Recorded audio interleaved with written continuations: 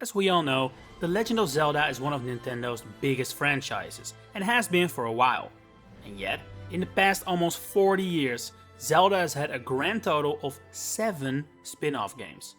Mind you, that is about what fellow A-listers Mario and Pokémon have had in the Switch era alone. In terms of spin-off count, Zelda is a lot closer to something like Fire Emblem or Kirby, but those series do not come close to Zelda in terms of popularity. So that made me wonder, why are there so few Zelda spin-offs? Well, after some thorough analysis, I've been able to come up with several reasons, as well as a prediction on the future of Zelda and spin-offs. Let's dive in. Reason number 1, a small cast of characters. Ask the average casual Zelda player to name 5 characters of the series, and I think they would legit struggle. Link and Zelda are gaming icons, and Ganondorf is also solidified, even if his human form is far from being ever present. But after that, you probably get the Impa, Tingle, or unironically Sheik because of Super Smash Bros. And that is a serious problem when trying to come up with spin-offs. After all, plenty of common spin-off ideas require larger casts of characters, see Hyrule Warriors, but it says enough that most characters in that game have only appeared in 1 or 2 mainline titles. Nintendo tried creating a spin-off series out of Tingle that was very short-lived, and currently it seems to be attempting something similar for Zelda, although you can question whether Echoes of Wisdom isn't just a mainline game. To put it in Mario terms, Zelda only has Mario, Peach and Bowser. No Wario, Luigi, Daisy, Yoshi, none of that. And as if that wasn't problematic enough, Link, Zelda and Ganondorf also don't have one solidified design, meaning figuring out what they should look like in a potential spin-off isn't as easy as for most other franchises. And that leans into reason number 2. Zelda games constantly change from entry to entry. Or era to era, really, as Ocarina of Time and Majora's Mask, as well as Breath of the Wild and Tears of the Kingdom are not major reinventions. But what that means is that not only is there no solidified one Hyrule and one design for characters and enemies, it also means there's a lot more opportunity to inject new elements into the main series that would have otherwise been spin-off material. I think the perfect example is the aforementioned Echoes of Wisdom.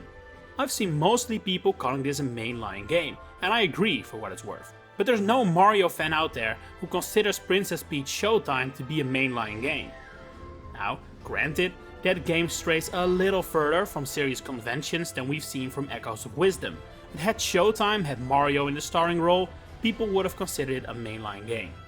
But the Zelda series changes so much between each entry that major things about the game can change and people still consider it a mainline game. Same applies to titles like Phantom Hourglass or Link Between Worlds. We could have considered those spin-offs, but we don't.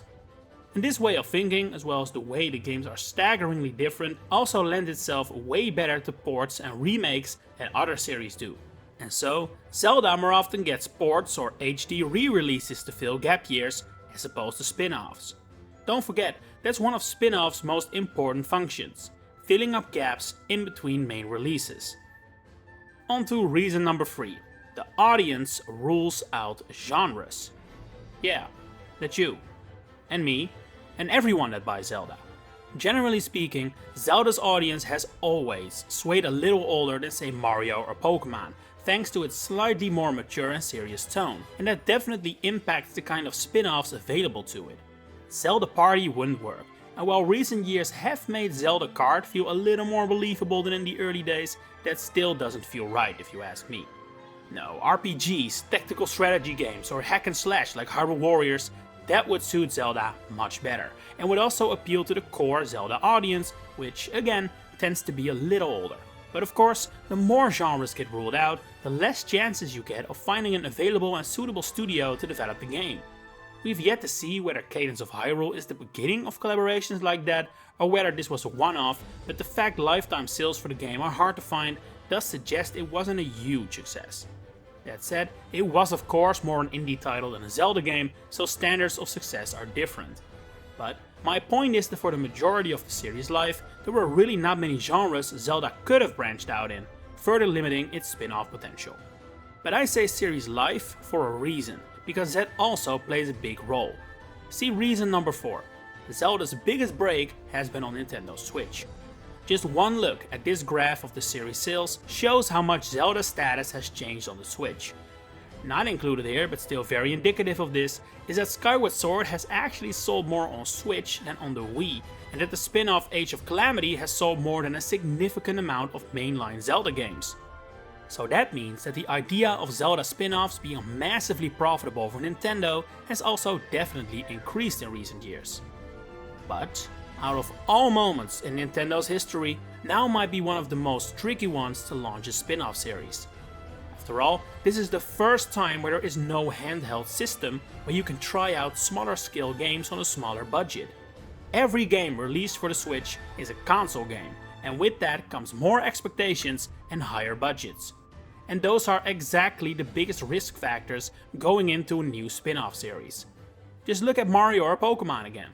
While there are of course exceptions like Paper Mario or Pokémon Snap, most of their spin-offs either start on handhelds or hail from a time where developing games was a lot cheaper. And that's a window of opportunity Zelda has, at least with its new AAA status, missed out on. That said, while a solely handheld console will definitely not return, you could argue that Zelda has recently grown so big that the risk of a spin-off truly bombing has been reduced to nearly zero. But that is a call Nintendo is much more classified to make than me, so time will tell, especially going into the Switch 2.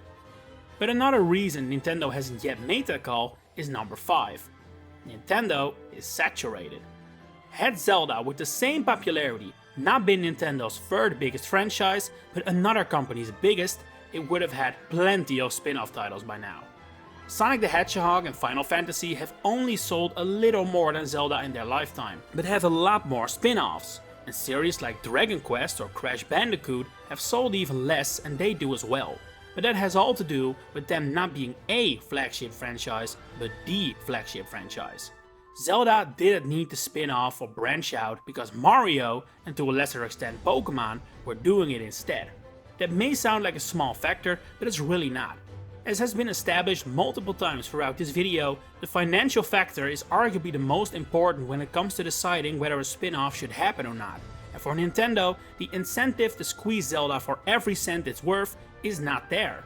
Nintendo's livelihood never depended on Zelda, as much as Sega's used to depend on Sonic or Square Enix on Dragon Quest and Final Fantasy. But as you may have been able to tell, there is one factor that ties almost all these reasons together. They mostly apply to the past, some apply to the present, but none apply to the future. Zelda doesn't have enough of a core cast of characters now, and that can easily change by simply including characters more, which is already happening. Sidon, for example, has only existed for one console generation, but he has already appeared in 3 games, which is a lot for Zelda standards. And don't forget, Mario characters like Waluigi or even Daisy to an extent were created for spin-offs specifically. Creating new spin-off focused characters of familiar races could be a great way to bridge the gap and create a bit of a larger cast for the series. We are also rapidly running out of games that can still be ported or remade and excite players at the same time. And while Zelda is still not Nintendo's biggest franchise, its status has definitely massively increased, to the point where going into the Switch 2, games bearing the Zelda name feel like a shoo-in to be selling millions of copies. And while I don't expect Zelda Kart or Zelda Party anytime soon, I am willing to predict that the Switch 2, especially if its shelf life is as long as the first Switch, will bring us a proper Zelda spin-off in either the RPG or a tactical strategy genre. Both those genres have proven they can sell to the Nintendo audience, and Zelda's themes fit them like a glove. And who knows, maybe we'll see the Hyrule Warrior series continue as well. What do you think? Are there more Zelda spin-offs coming our way? Or do you see a different reason as to why there have been so few? Let me know in the comments below. If you enjoyed this video, please consider giving it a like and subscribing to the channel to stay updated on all my future Zelda content, potential spin-offs included. For now, thanks for watching and enjoy the rest of your day.